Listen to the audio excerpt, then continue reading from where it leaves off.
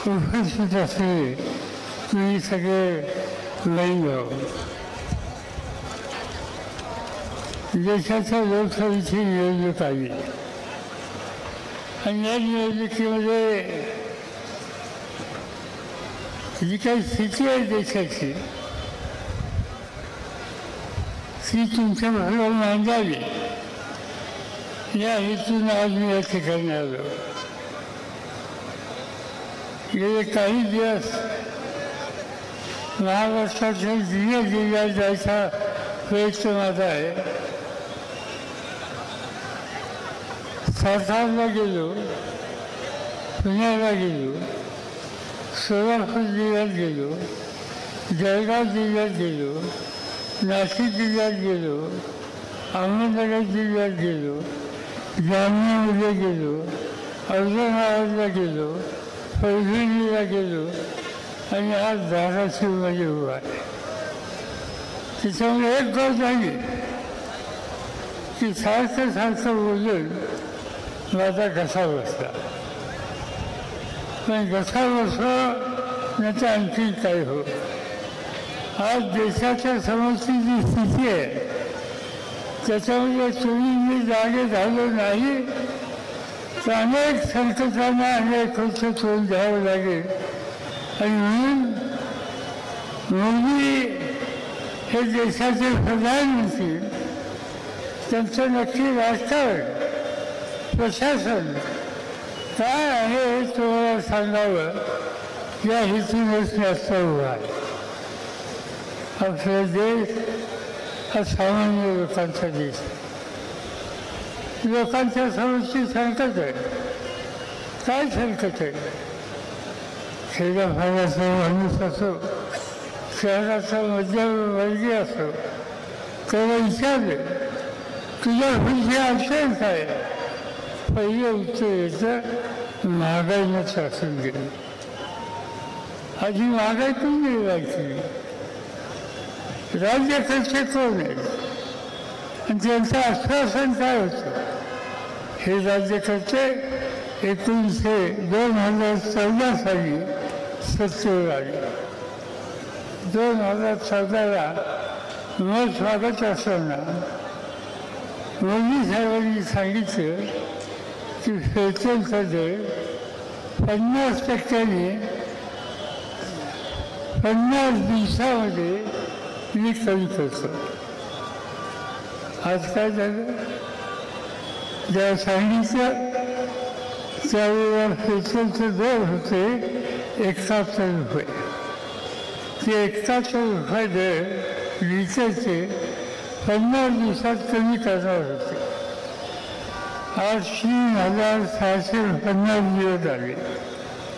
पेट्रोलचे दर खाली आले का?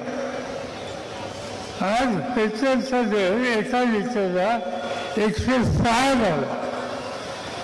म्हणजे होता 71 50% कमी करायचं आश्वासन आणि आता 106 करून टाकले. पेट्रोल वाढलं की प्रवास वाढत होता. पेट्रोल वाढलं तर शेतकऱ्याचा शेतीचा माल विकायला न्यायचं म्हणलं तर त्याचा ओझा वाढतो. पेट्रोल वाढलं म्हणल्याच्या नंतर घरखर्च वाढतो आणि महागाची ही झळ सामान्य माणसाला अधिक बसायला लागते. एक झालं पेट्रोल. अनेकांच्या घरामध्ये आज दिवशीला गॅसचं सिलेंडर आहे. काय किंमत होती? मोदींनी 2014ला घरगुती गॅसच्या संबंधीची किंमत 50% आणायची कबूल केलं. त्यावेळेला दर होता 430 रुपये एका सिलेंडरला आणि आज तो झाला 1167. हा त्यांचा हिशोब. सिलेंडरचे दर वाढले, पेट्रोलचे दर वाढले, डिझेलचे दर वाढले. सामान्य माणसाचा संसार आणि व्यवहार चालवणं हे दिवसेंदिवस अवघड होऊन बसतं. आधीच्या पक्षांनी सांगितलं या देशामध्ये तरुण लोक आहेत आणि तरुणांच्या समोरचा सगळ्यात मोठा प्रश्न कोणता असेल तर तो बेकारीचा प्रश्न. आज त्या बेकारीच्या प्रश्नाची काय स्थिती? या जगामध्ये एक संघटना तिचं नाव ILO, इंटरनॅशनल लेबर ऑर्गनायझेशन, कामगारांचा आणि वेगवेगळ्या तरुणांचा सर्व जगाचा अभ्यास ते करतात. आणि त्यांनी असा आवाज दिला की हिंदुस्थानामध्ये 100 मुलं जर घेतली तर त्याची 87 मुलं ही बेकार. 87% तरुणांच्यामध्ये आज बेकारी आहे आणि त्यांना 100% रोजगार द्यायचा शब्द मोदी साहेबांनी दिला होता. त्याच्यात काही त्यांच्या ठिकाणी केलं. पण केलं काय केलं? सत्याचा गैरवापर. सत्याचा गैरवापर कसा केला? निवडून आलेल्या लोकांना संकटात टाकणे. देशामध्ये झारखंड नावाचे राज्य, आदिवासींचं राज्य, तिचा आदिवासी मुख्यमंत्री आहे. गरीब आदिवासींच्या प्रश्नासाठी अखंड प्रयत्न करणार आहे आणि त्याच्या कामाला दिल्ली सरकारने मदत केली नाही म्हणून त्यांनी टीका केली मोदींच्यावर. परिणाम काय झाला? त्या राज्याच्या मुख्यमंत्र्याला आज तुरुंगामध्ये टाकलं. मगाशी उल्लेख केला अशा एका सरकारने दिल्ली देशाची राजधानी, दिल्लीचे मुख्यमंत्री अरविंद केजरीवाल. अरविंद केजरीवाल 3दा मुख्यमंत्री झाले. त्यांचं वैशिष्ट्य हे की शिक्षणाच्या उत्तम सवलती दिल्या, दर नाही ठेवले, आरोग्याच्या सुविधा दिल्या, रस्ते सुधारले, परिसर सुधारला. जगाचे लोक दिल्लीमध्ये येतात. अरविंद केजरीवाल यांनी केलेलं काम हे बघण्याच्यासाठी त्या ठिकाणी येतात. आणि असं काम करणारा माणूस मुख्यमंत्री आज जेलमध्ये आहे. तुलना त्याचं मोदींनीचा अनेक गोष्टी सांगता येतील. महाराष्ट्रामध्ये आजच माझ्या कानावर एक गोष्ट आली. एक गोष्ट अशी आली की मुंबईच्या कृषी बाजार समितीमध्ये निवडून आलेल्या कमिटीच्या लोकांना कुठे काहीतरी आजार झाले तर त्याचा एक मुख्य माणूस संजय पानसरे त्याचं नाव त्यांना आज अटक करून टाकली. त्या मार्केटमध्ये कामगारांचा प्रतिनिधी म्हणून काम करणारे शशिकांत शिंदे नावाचे माजी आमदार आज सातारमधून लोकसभेचे उमेदवार आहेत.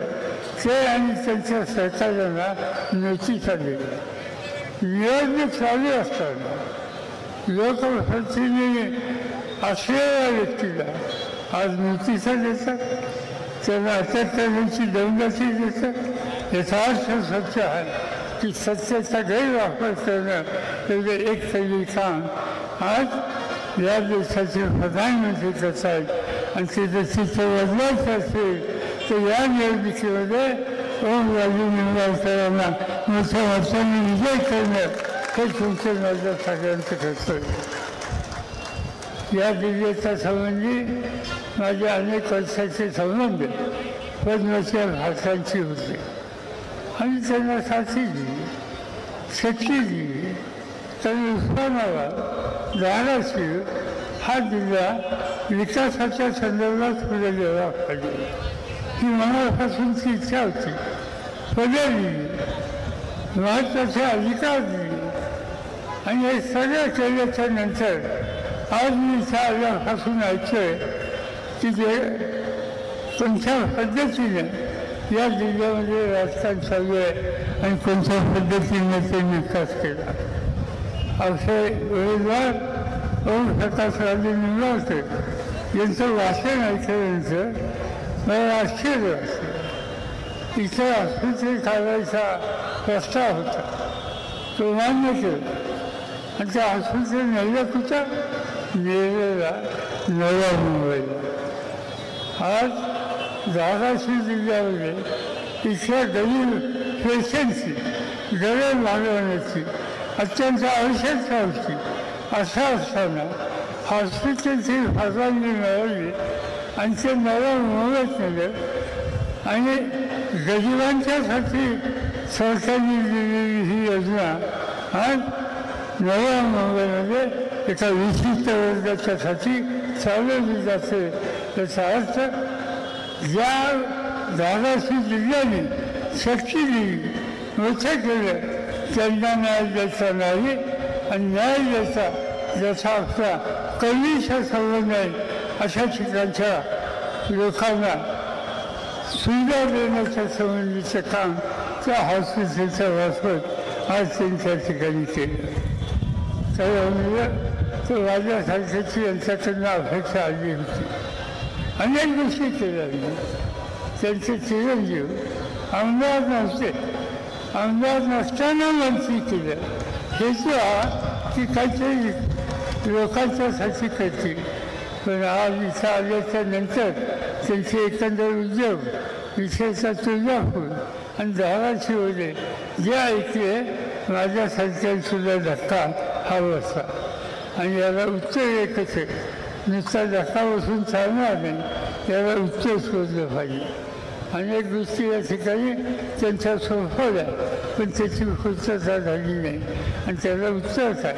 उत्तर एकच आहे, उद्याच्या निवडणुकीच्या दिवशी मतदान करताना या ठिकाणची जी मशाल आहे त्याच्यासमोर वचन लावणं आणि कितीही संकट आली तर या मतदारसंघाच्या लोकांची साथ कधीही सोडणार नाही असं व्यक्तिक जनता आहे.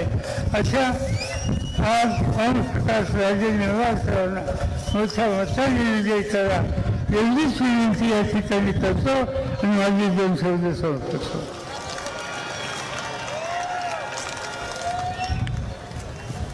यानंतर राष्ट्रगीत होईल. मी सर्वांना विनंती करतो की आपण सर्वांनी उभे राहून सक्षम राष्ट्रगीताला सुरुवात करावी. एक साथ राष्ट्रगीत शुरू करेंगे. शुरू कर. जन गण मन अधिनायक जय हे भारत भाग्य विधाता.